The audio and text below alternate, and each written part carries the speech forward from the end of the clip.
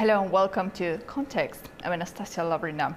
Tonight, we turn our attention to a crucial diplomatic development in the Caucasus. On July 10, Azerbaijani President Ilham Aliyev and Armenian Prime Minister Nikol Pashinyan met in Abu Dhabi, United Arab Emirates, for a highly anticipated bilateral meeting that has captured broad attention. This meeting is being held as a potential turning point in the ongoing efforts to normalize relations between Azerbaijan and Armenia, two countries that have been locked in conflict for decades. And now the leaders' willingness to come together and engage in meaningful dialogue signals a shift in approach that could reshape the future of the region. The normalization of relations between Azerbaijan and Armenia could have profound effects not just on the bilateral ties, but also on the broader South Caucasus region, which has long been a site of geopolitical tension. The leaders of Azerbaijan and Armenia have agreed to continue the dialogue and further practical negotiations, particularly focusing on the contentious issue of border delimitation, where progress has been slow but promising. Confidence-building measures designed to create a climate of trust and mutual cooperation are also high on the agenda, as both countries aim to reduce the risk of future escalations and foster a peaceful coexistence. But beyond the official talks, the question remains: what do these negotiations mean for the citizens of both countries? And perhaps most importantly, can both nations move beyond their history of conflict and establish a new era of cooperation? Tonight, we will be exploring these questions and more as we unpack the potential impact of this diplomatic moment. Joining me now is Associate Professor Orkan Aliyev, Head of Department of Khazar University in Azerbaijan. We're welcome to our program. Thank you for the invitation, and it's a great pleasure to be here to discuss. Thank you very much for joining us. So let me start with a question. President Aliyev and Prime Minister Pashinyan's meeting has been widely regarded as a potential turning point in the relationship between Azerbaijan and Armenia. What exactly makes this meeting different from previous attempts at dialogue, and why are so many people watching this particular moment closely? First of all, I have to mention that it was no surprise, because the process started right after the Second Karabakh War by the initiatives of Azerbaijan's side in 2021 and 2022. And the concrete answer, the simple answer to your question should be the mention that it was the mediator-free talk between Azerbaijani and Armenian leadership. So before that, yes, we witnessed the bilateral relations between the foreign ministers and let's say representatives of the Azerbaijani and Armenian leaderships. But it was the first the bilateral meetings without any third intervention. That's why it can be identified an historic the meeting, or maybe, as you mentioned, the turning point in terms of the peace negotiation between Azerbaijan and Armenia that would facilitate establish and secure and peaceful environment in the South Caucasus, which is very, very important in the 21st century, uncertain time. Another thing is that the meeting can be understood in terms of, say, from uncertainty to certainty, because it's a political will, specifically in terms of let's say, Armenian Prime Minister. But there was quite enough historic point, because as we know, Azerbaijani leadership has been insistently stressing importance of bilateral meetings, direct dialogue, one-on-one meeting, and its importance in terms of the peace agreement. So that's why I think that's the main issue, the main, identification of this. The meeting is the mediator-free talk between Azerbaijani and Armenian leadership.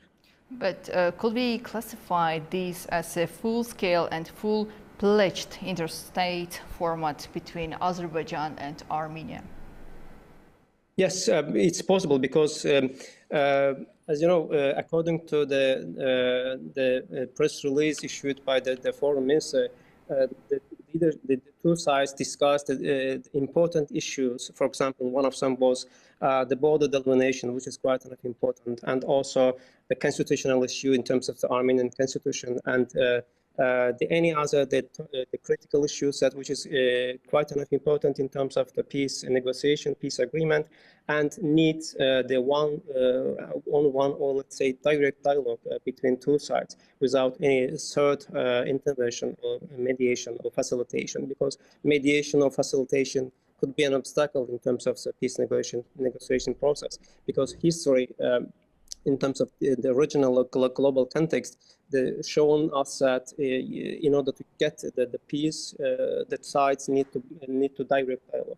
So that's why it can be said that yes. Well, you referred to the statement spread by the Minister of Foreign Affairs of the Azerbaijan Republic.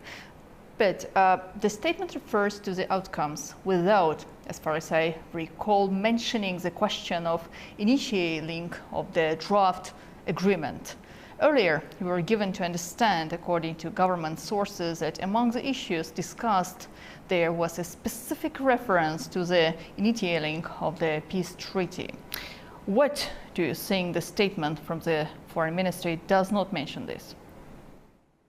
Yes, because, you know, from my perspective, the meeting was alone quite an important turning point. That's why it's important to focus on the meeting, bilateral meeting, because as I mentioned before, it was the first time that Azerbaijan, we witnessed the bilateral direct without any mediation or facilitation, let's say, the meeting was in terms of the high level of leadership at the Azerbaijani and Armenian side. So that's why I think that it's quite enough important turning point. That's why we focus on these, how to say, this meeting, which would, how to say, promote, let's say, the practical work in terms of the respective the government commissions, in terms of, so let's say, border delimitation or constitutional amendments and any other issues. That's why, from my perspective, this meeting quite enough importance that we should focus on this issue.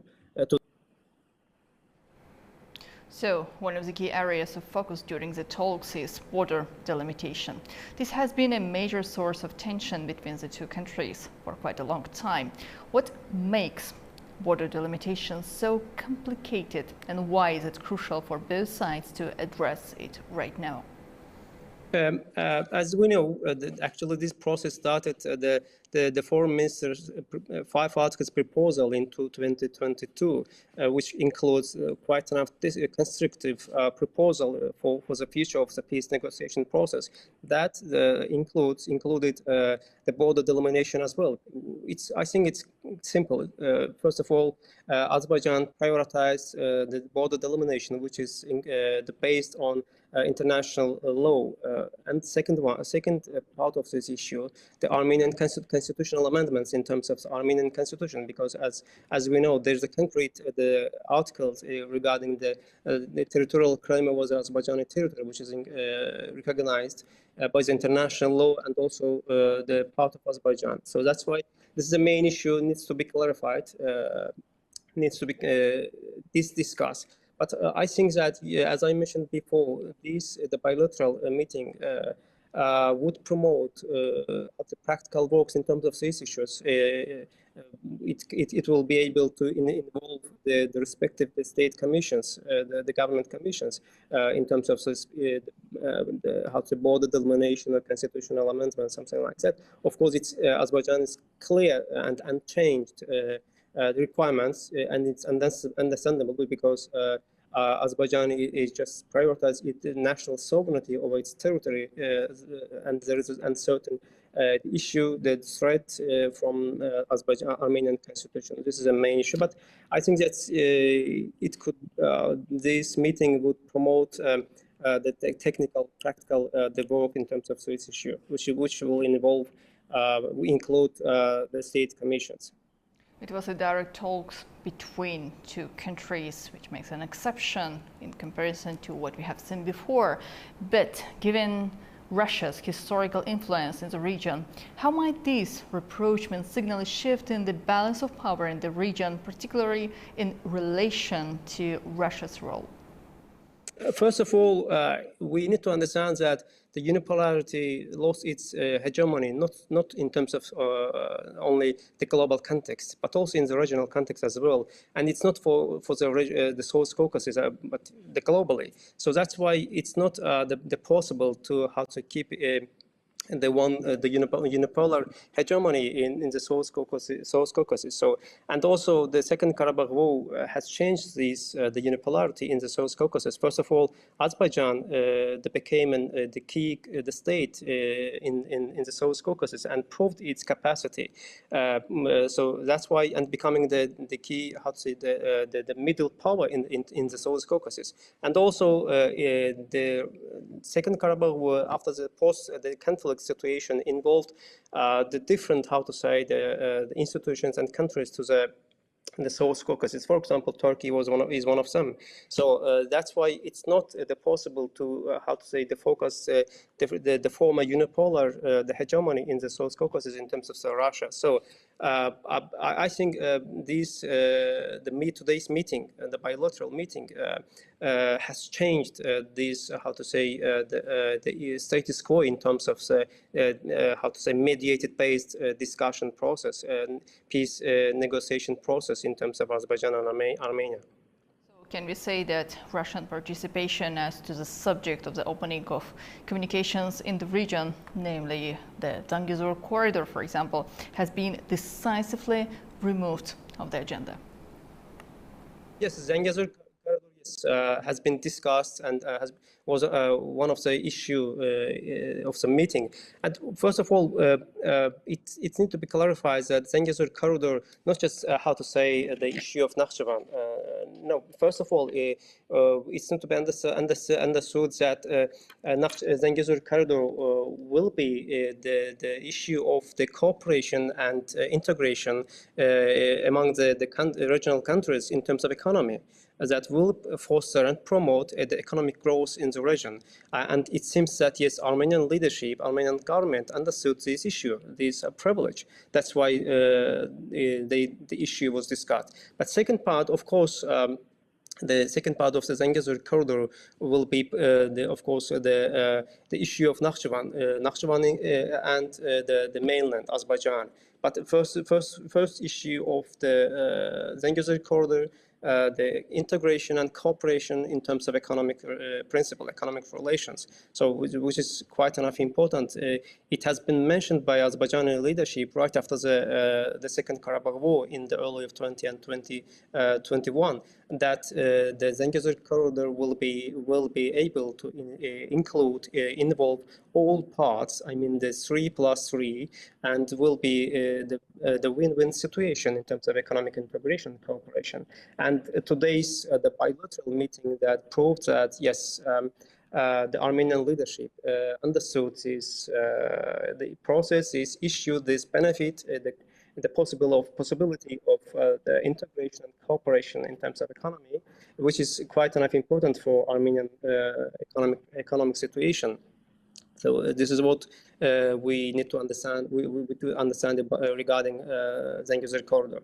Coming back to my question, so you think that Zangezur corridor, its opening and the future cooperation, it's also an issue to be discussed and solved by two nations, two countries, without involvement of the third parties, including Russia?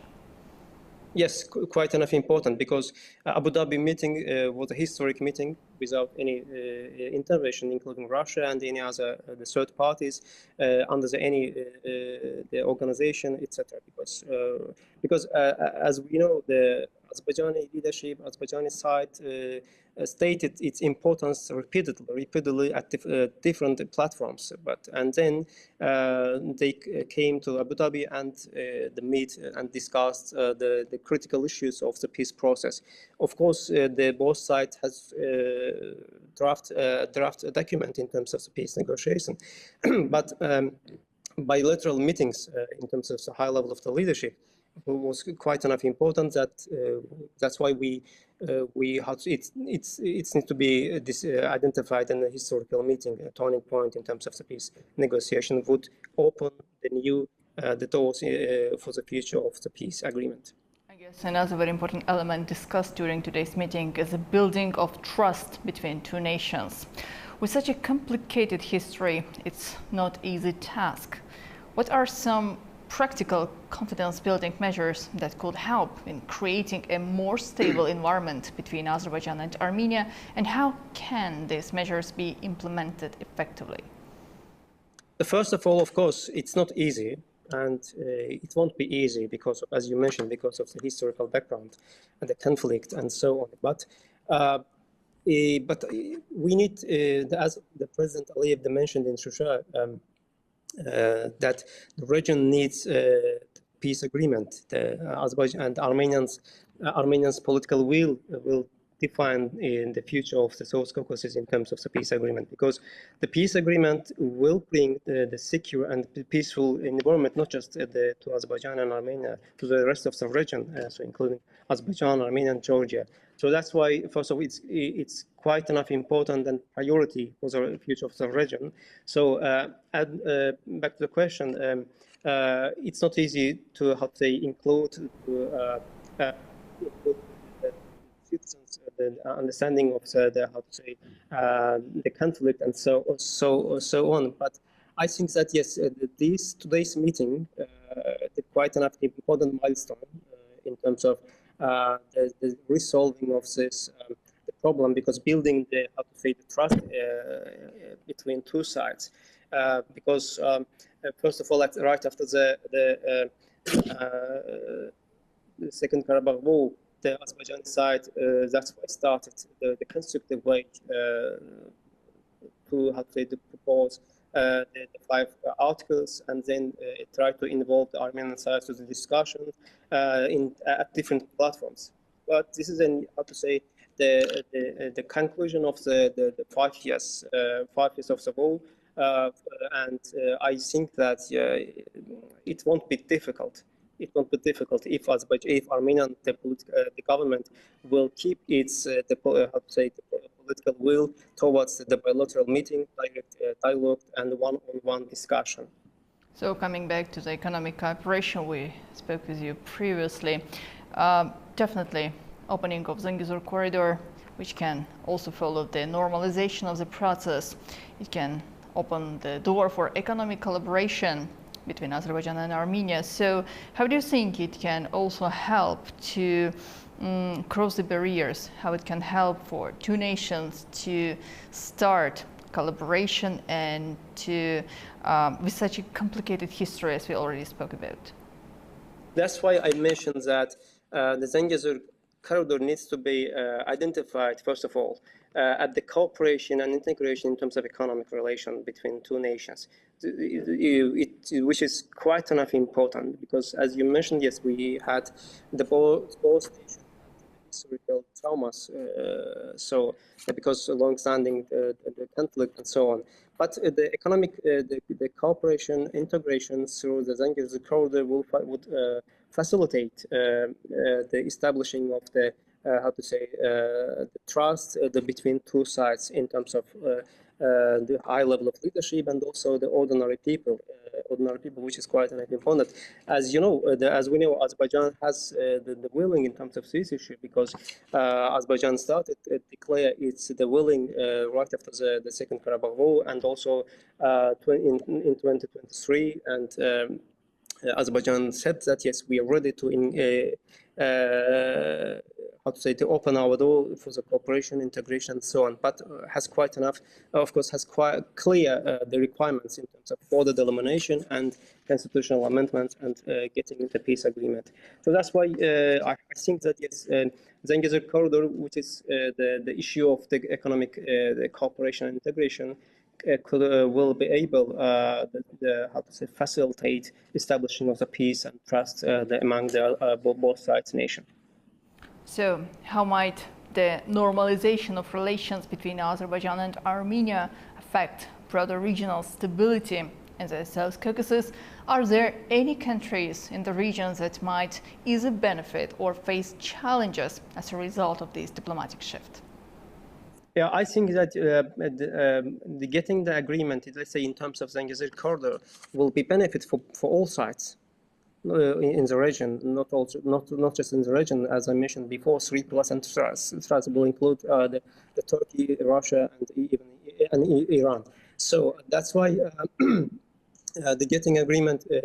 The Azerbaijani and the Armenian agreement will be quite enough important, because the normalization was one of the most important point of today's meeting between Azerbaijani and Armenian leadership So which is quite enough to say important, because and also it's not possible to establish normalization through let's say the mediation or facilitation. So that's why the direct dialogue, or let's say mediator-free talk between the Azerbaijani and Armenian leadership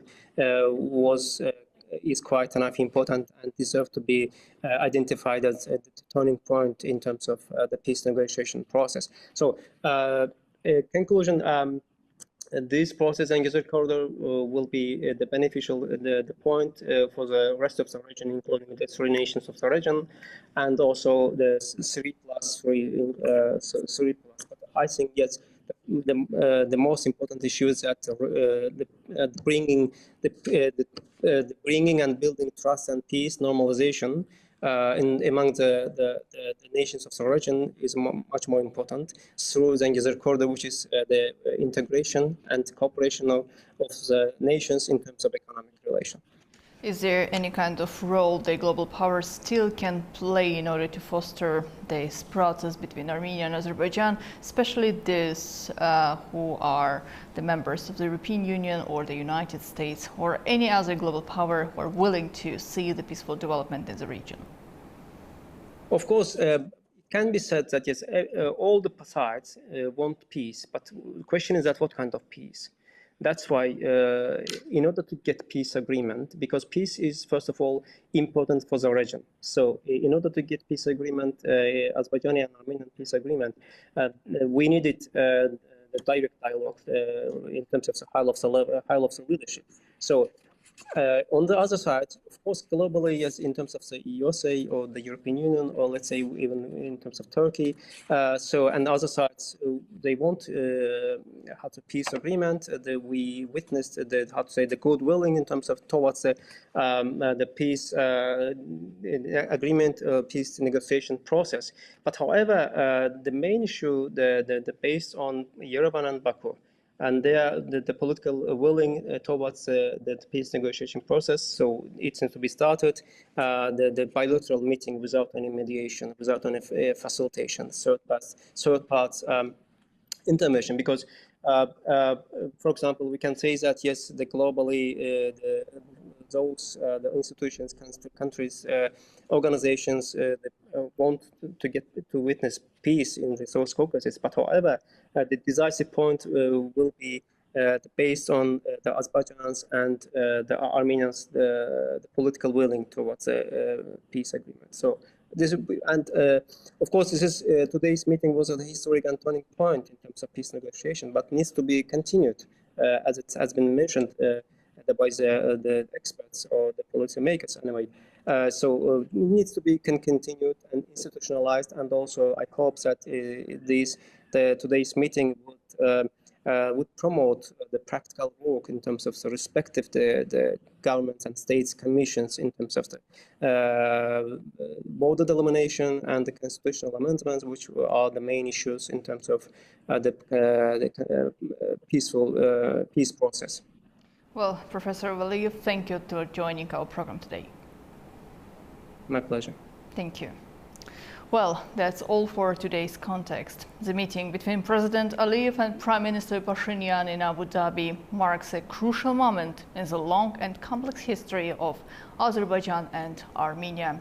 While many questions remain, this dialogue offers a glimmer of hope for peace in the region that has seen decades of conflict.